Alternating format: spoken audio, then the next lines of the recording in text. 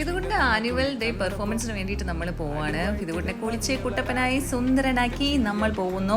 മുണ്ട് ചുറ്റിക്കലാണ് ഏറ്റവും പണി. മുണ്ട് നമ്മൾ ബെൽറ്റ് എടുത്ത് ചുറ്റുന്നു, ദെൻ സേഫ്റ്റി പിൻ എടുത്ത് സെക്യൂർ ചെയ്യുന്നു. ഒരു രക്ഷയില്ല. അതൊന്ന് മടക്കി കുത്താൻ എൻ്റെ അമ്മോ ഞാൻ പെട്ടപ്പാട്.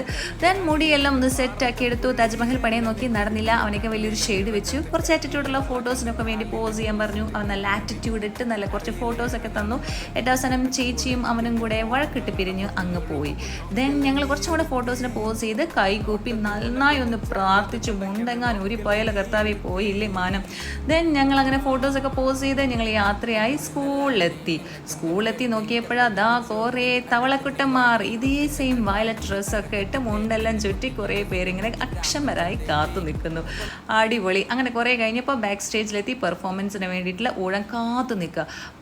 ബാക്ക് സ്റ്റേജിൽ പെർഫോമൻസ് ആണ് അവർക്ക് ഏറ്റവും രസം. അവർ മെയിൻ സ്റ്റേജിൽ ഇങ്ങനെ എത്തി നോക്കും, പിന്നെ ബാക്ക് സ്റ്റേജിലോട്ട് വരും, എത്തി നോക്കും, വീണ്ടും ബാക്കിലോട്ട് വരും. അങ്ങനെ ബാക്ക് സ്റ്റേജിലോട്ട് വന്ന് ഞാൻ കുറേ പിടിച്ചു നിർത്തും. പിന്നീട് വീണ്ടും അവർ പോവും. പറഞ്ഞിട്ട് കാര്യമുണ്ടോ, ചെറിയ കൊച്ചുങ്ങളല്ലേ, വീണ്ടും പോവും, വീണ്ടും വരും. അങ്ങനെ കുറേ നേരം ബാക്ക് സ്റ്റേജിൽ കാത്തിരുന്ന് അവരുടെ ഊഴെത്തി ഫ്രണ്ടിലോട്ട് കയറാൻ വേണ്ടിയിട്ടുള്ള ആ മെയിൻ ചേട്ടനോട് പറയുന്നുണ്ട്, എങ്ങനെയെങ്കിലും ഇറങ്ങിപ്പോ ചേട്ടാ, ഞങ്ങളൊന്ന് കയറട്ടെ എന്നാണ് അവർ പറയുന്നത്.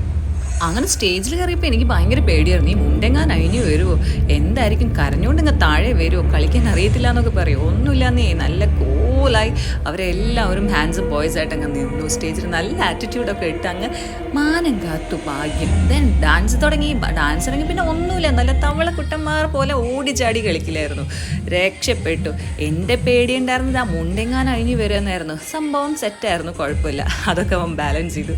അങ്ങനെ ചേട്ടന്മാരുടെ ആ നടനൊക്കെ കഴിഞ്ഞ് അങ്ങ് തിരിച്ചു പോന്നു. ഭാഗ്യത്തിന് ആദ്യത്തെ പെർഫോമൻസ് അങ്ങ് കൊള്ളായില്ല, നല്ല രസമായി അങ്ങ് അവസാനിച്ചു. ഞാനും ഹാപ്പി, അവനും ഹാപ്പി ആയിട്ട് അങ്ങ് വീട്ടിലെത്തി.